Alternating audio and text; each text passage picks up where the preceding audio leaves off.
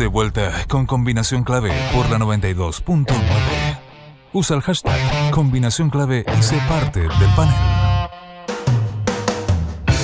Estudie fonoaudiología en la Facultad de Medicina Clínica Alemana Universidad del Desarrollo con las nuevas becas 2019. Desde 580 puntos ponderados obtendrá un 40% de descuento en el arancel. Infórmese en becas.udd.cl.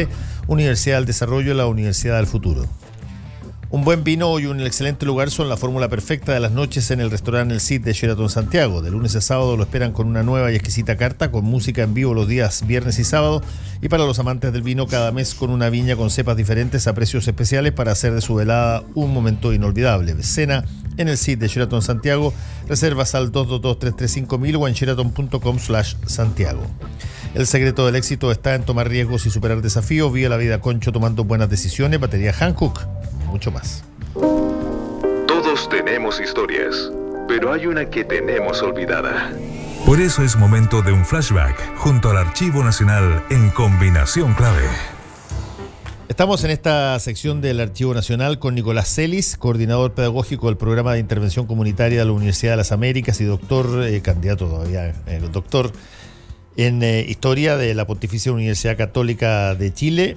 Y tú estás haciendo una mirada histórica a todo lo que tiene que ver con el Código Penal y los delitos sexuales. Que es una cosa el delito sexual en su totalidad. En su totalidad. Y contempla, por supuesto, los códigos penales y uno se encuentra con este tipo de situaciones como la acontecía la semana pasada. De estas polémicas sobre los preproyectos o los cambios, las modificaciones que podrían existir en lo jurídico.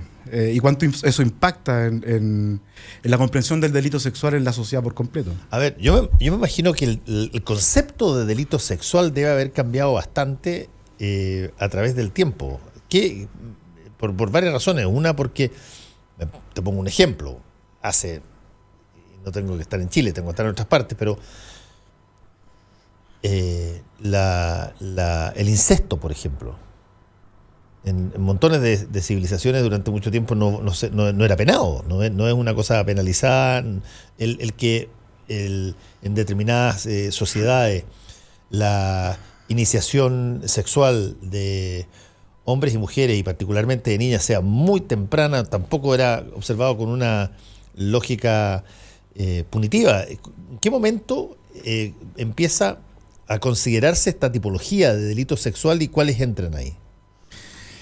A ver, la situación a lo largo de la historia, uno podría indicar que hay diferencia entre las prácticas de cómo se cometen los delitos sexuales, que uno podría decir que no hay una modificación en profundidad, o sea, cómo se perpetúa el delito.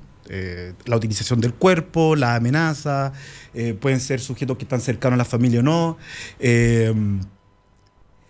Lo que va modificando es la representación represiva sobre ese tipo de delitos sexuales. O sea, la sociedad paulatinamente va a ir construyendo una intolerancia frente a ciertas prácticas. Los códigos penales o en este caso las condiciones jurídicas son clave en este tipo de cosas. Por eso la conceptualización que uno puede ir visualizando, y de ahí que, por ejemplo, lo que sucede la semana pasada con este preproyecto es interesante también analizarlo en esa perspectiva. Por ejemplo, los mismos conceptos van a ir performando o van a ir cambiando a lo largo de la sociedad, a lo largo de lo que la sociedad lo va comprendiendo. Son criterios de correspondencia a la realidad, por ejemplo, en el cual una sociedad indica el incesto, como tú dices, el ejemplo, donde no solamente se castiga el acceso carnal o sexual de un padre a una hija, sino también, por ejemplo, entre primos, entre un tío a una sobrina, y después eso se va, por supuesto, decantando y queda ya como un concepto de violación y no tanto como un incesto. O sea, no se va a castigar penalmente que una persona que tengan un parentesco de primos, hermanos, puedan en este caso tener una relación sexual o incluso puedan consentir el matrimonio. Lo que sí, posteriormente, ese mismo incesto va a derivar, por ejemplo, al caso de violación, donde sí existe un acceso carnal con fuerza, independiente que sea lo público o lo privado. Eso es interesante lo que estás diciendo. Estamos conversando con Nicolás Celis, coordinador pedagógico del Programa de Intervención Comunitaria de la Universidad de las Américas y candidato al doctorado en la Historia en la Pontificia Universidad Católica, sobre este tema del Código Penal y los delitos sexuales. Tú mencionaste la relación entre primos. Voy a hacer una revelación que espero que mi mamá no me esté escuchando. porque se va a poner un poquito nerviosa, pero mi abuelo y mi abuela eran primos hermanos, cosa que ocurría bastante a menudo, y no tenían en ese entonces problemas para casarse desde el punto de vista de la ley, pero sí tenían desde el punto de vista de la iglesia. Por supuesto. Y tuvieron que pedir una dispensa especial, como ocurría en esos casos, una dispensa especial a el Vaticano para que los autorizaran a casarse, porque entre primos hermanos no se podía. Exacto. ¿Ah? Pero no era considerado, no sé si la tipología era delito, pero todavía la ley chilena ya había permitido que eso ocurriera. Sin embargo, la Iglesia Católica no. Exacto, y te puedo dar otro ejemplo. Por ejemplo, recién en el año 1994, se saca del delito sexual el amancebamiento y el concubinato, claro, en Chile. O sea, tú puedes decir que hasta el año 94, dos personas que convivían o cohabitaban, que era el concepto, dentro de un hogar podían ser acusados por un delito sexual. Y aquí lo interesante es que son distintas escalas, porque uno tiene que ver con lo jurídico, cómo la institucionalidad instala ciertas conceptualizaciones, y lo otro cómo la práctica judicial, es decir, el cotidiano, el día a día, los sujetos los ven o no como un delito sexual o no, o lo ven como una transgresión. Por lo tanto, esas dos capas siempre se conjugan y no necesariamente lo que está tipificado como delito va a ser denunciado o va a ser utilizado por la justicia para perseguirlo. Uno podría indicar de que paulatinamente los delitos asociados a la infidelidad a lo largo del siglo XIX, a lo largo del siglo XX, no fueron utilizados dentro de una utilización máxima de iniciar procesos judiciales, sino que fue decantando hacia delitos más ligados hacia la violencia, como por ejemplo los casos de violación, de estupro, y que posteriormente algunos se entienden como pedofilia. Otro concepto también que va a ir modificando tiene que ver con la sodomía. También la sodomía desde un principio, por ejemplo, desde los códigos castellanos medievales y posteriormente los códigos penales desde el siglo XIX, en 1874 chilenos, también van a castigar la sodomía, pero posteriormente esa sodomía donde se coactaba un cuerpo de un hombre hacia un menor de edad particularmente, se va a decantar hacia lo que se va a comprender como homosexualidad, donde sí es posible entender una relación sexual entre dos hombres, una relación incluso amorosa, pero sigue el Código Penal entendiendo esa relación amorosa también con ciertas particularidades penales, como por ejemplo la sodomía simple o la sodomía calificada. O sea, hay todavía conceptualizaciones que están dando vuelta. Y de ahí que creo que, por ejemplo, desde la lógica de las conceptualizaciones es interesante analizar cómo todavía los códigos penales van a influenciar o van a determinar muchas veces lo que es lícito o ilícito y incluso lo que es normal o no normal, por ejemplo, en el caso de los delitos sexuales. Bueno, estamos conversando con Nicolás Celis, coordinador pedagógico del programa de intervención comunitaria de la Universidad de las Américas, sobre justamente la relación en los códigos penales de estos delitos sexuales. ¿Cuándo se elimina el delito de sodomía? El delito de sodomía se reforma a partir del año 94. Ahí ya comienza a utilizarse, se empieza a atenuar los elementos de la sodomía. No necesariamente se elimina por completo, sino que se atenúan con respecto a lo que podría existir como una violación. El año 99 hay una reforma que tal vez una de las reformas, si bien no tan sustancial, pero sí una de las que podríamos nosotros citar, involucran a mujeres y hombres dentro del concepto de violación. Previo a eso, solamente la violación era hacia una mujer. Posteriormente a eso se involucra un hombre o mujer, y ahí es donde se atenúan los elementos de la sodomía, no solamente como un castigo aparte de un hombre hacia un hombre, sino también ahora esto es como esos delitos que, siendo delitos, estando tipificados, muchas veces como que se dejan pasar, no se castigan permanentemente. Durante los últimos años, la sodomía, que es la relación entre dos personas del mismo sexo, digamos, se conocía en montones de casos, pero no se aplicaba, no se metía a todo el mundo preso, digamos. Es como cuando estaba, qué sé yo, prohibido absolutamente antes de fumar marihuana, digamos, aunque fuera para consumo privado.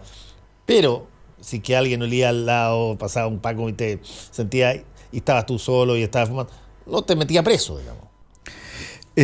Sin duda, por eso yo creo que dentro de lo que yo comentaba recién, o sea, hay una esfera primero jurídica, institucional, los documentos, la estructura, lo que te determina, y luego en la aplicación de la justicia, que es una esfera distinta, claro, donde intervienen el juez, los abogados, los distintos testigos, testimonios de distintas personas, que van a muchas veces atenuar o van a generar distintas sensibilidades frente a un hecho determinado. Ahí es donde lo jurídico tiene que ver también con lo que se denomina como el principio de correspondencia en la realidad. Es decir, cómo las sociedades o la realidad social interpela también a lo jurídico, y eso jurídico tiene que ir también actualizándose o performándose de acuerdo también a lo que la sociedad va exigiendo. No es menor lo que está sucediendo ahora, donde también por un preproyecto que es desestimado y que uno podría decir que incluso... Este de las gradaciones, exacto, en términos de la violación. Que incluso el mismo comité que lo redactó también salió a aclarar, el mismo ejecutivo también lo aclara, pero inmediatamente las manifestaciones de rechazo son transversales, porque hay un momento histórico en el cual la sospecha frente a los documentos jurídicos está instalado. A ver, explica eso con ejemplos. Por ejemplo, son muy pocas las reformas que se han hecho al Código Penal desde el año 1874 con respecto al código, a los delitos sexuales. Un Código Penal que es heredero de códigos castellanos del año 1256, como la Siete Partidas. Y que toma, por ejemplo, dentro de del mismo grupo familia, delitos contra la moral, delitos contra la familia, o sea, delitos contra la sociedad. Recién en el año, luego en el año 70, la década del 70, van a haber ciertas reformas, particularmente hacia los elementos hacia los delitos de violación, y recién en el año 94, por ejemplo, van a haber una reforma, por ejemplo, hacia los elementos ligados directamente hacia la despenalización del adulterio y el amancillamiento. Es decir, tenemos más de 150 años que han pasado para reformar un código penal atingente hacia los delitos sexuales. Lo que te comentaba recién en el año 99 hay otra revisión de estos códigos, donde, por ejemplo, podemos decir que se sacan algunos conceptos como yacer con una persona por acceso carnal. Se saca, por ejemplo, elementos como que la mujer, si es doncella, la sentencia es distinta. O sea, doncella, si es virgen, definida como virgen. Como virgen. O sea, todavía hacia el año 99 hay muchos elementos en el Código Penal heredados del Código Medieval que ponía dentro a la mujer nuevamente como, o sea, se entiende a la mujer desde su calidad moral para poder, en este caso, generar una sentencia. Por lo tanto, lo interesante de este preproyecto, por más que a lo mejor no llegue a cabo tal como está, es que son muy pocas las instancias que se han revisado en la historia de este país estos elementos del Código Penal. Por eso se pone la sospecha de por medio. Por eso el consentimiento es muy delicado cuando uno empieza a hablar sobre qué edad es la atingente para poder consentir o no una relación sexual. Por eso los conceptos de abuso, que recién en el año 2004 en el Código Penal se indica que el abuso es posible realizarlo con cualquier tipo de objeto. Habla el micrófono porque si no se pierde así, frente al micrófono. Por cualquier tipo de objeto, recién en el año 2004. O sea, son elementos relativamente nuevos, 15, 20 años, donde podemos decir que hay un Código Penal tal vez posible de entender dentro del equilibrio de lo que la sociedad también entiende dentro, o de la construcción de la intolerancia que la sociedad ha realizado con respecto a los delitos Hay sexuales. un sesgo, Nicolás, llámalo así, pro violador. Mira, es bien fuerte lo que voy a decir, pero pro violador en el sentido de colocar, hacer difícil que se compruebe el acto de violación, porque eventualmente puede existir demasiado, en términos coloquiales, el hecho de que dentro de una casa tú tengas situaciones que son abusos sexuales manifiestos, de que tú tengas en las oficinas, en las empresas, abusos o tengas algún tipo de insinuaciones sexuales.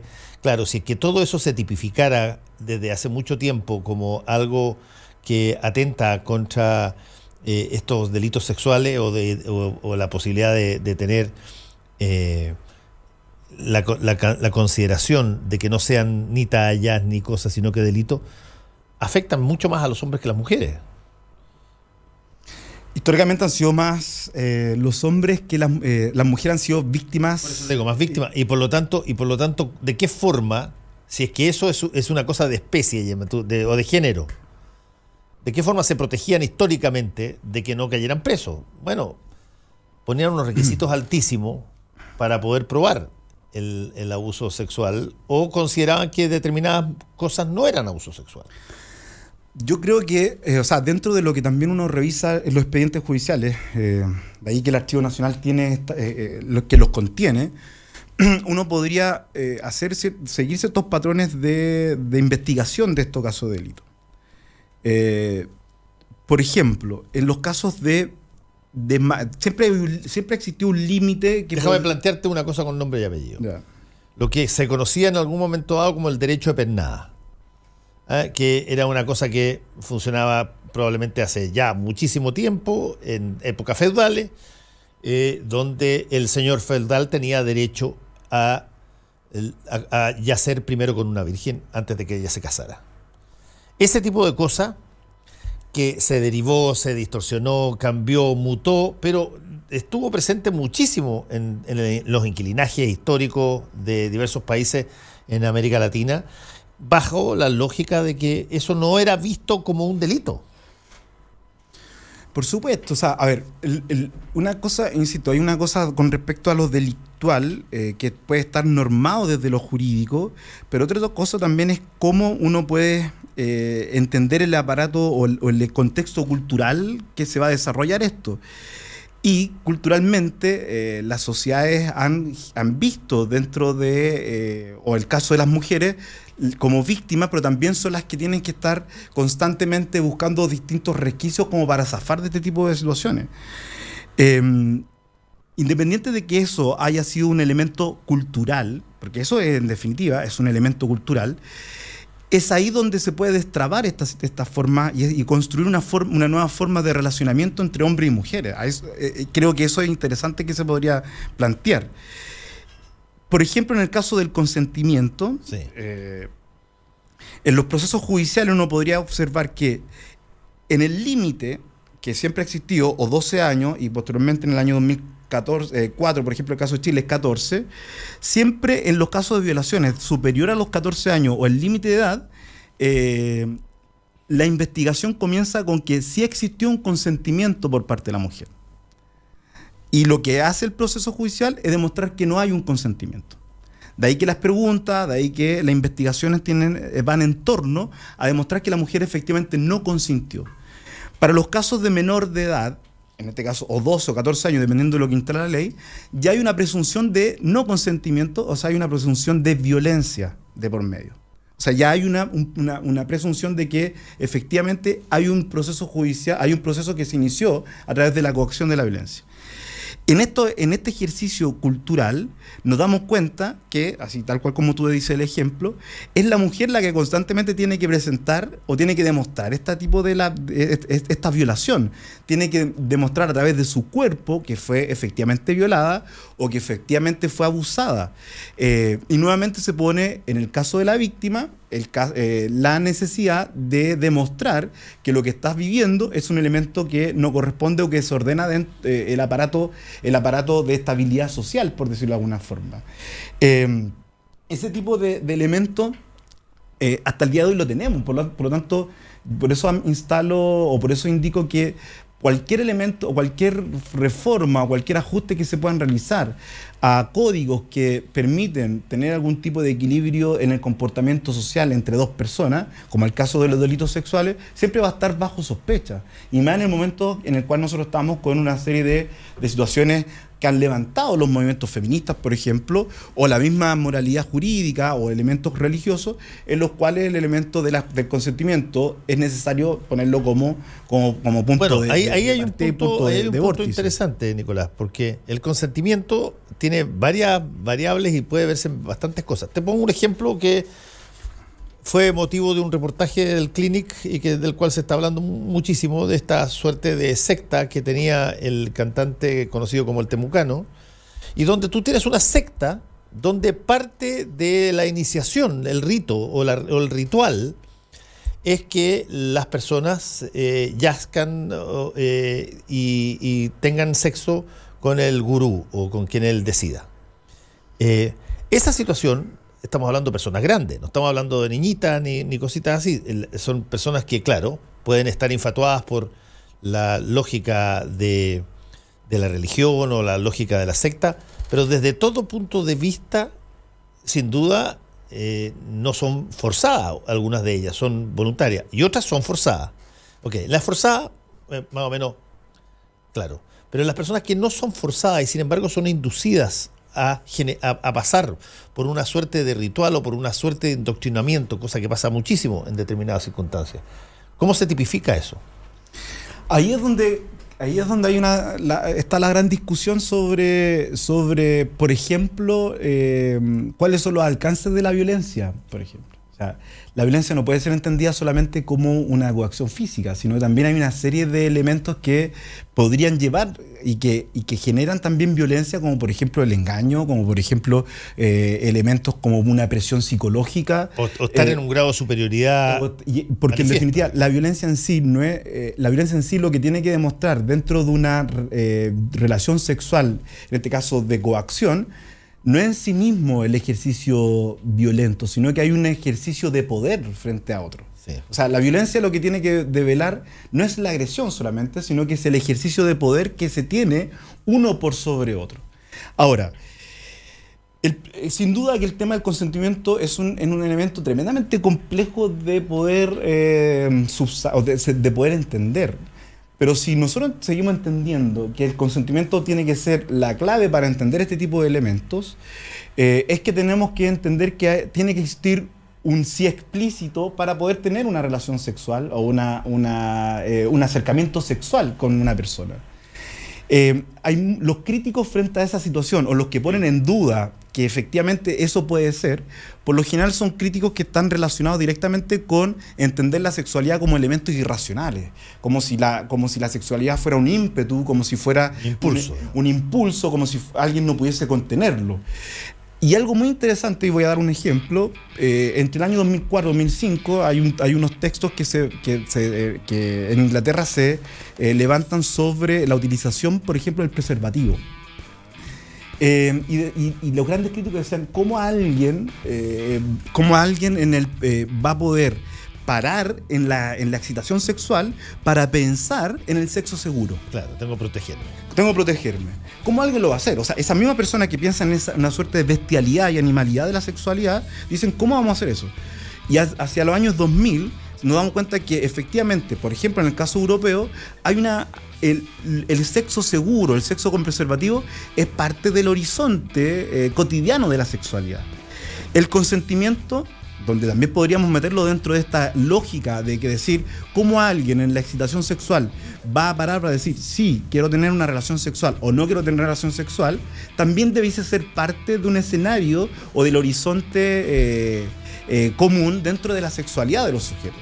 O sea, derribar mitos, derribar esa situación en la cual alguien piensa que tiene el derecho de acceder a alguien simplemente porque tiene el deseo de hacerlo.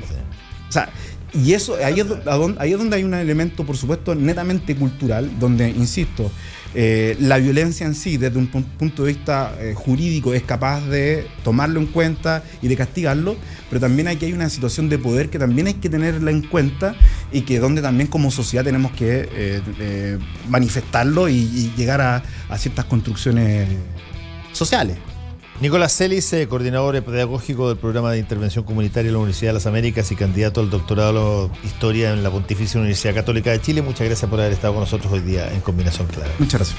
Y a ustedes también, gracias. Que tengan buen día. El secreto del éxito es vivir la vida. Baterías Hankook, mucho más. Presentaron Combinación Clave. Mañana volvemos para poner sobre la mesa los temas que a ti te importan.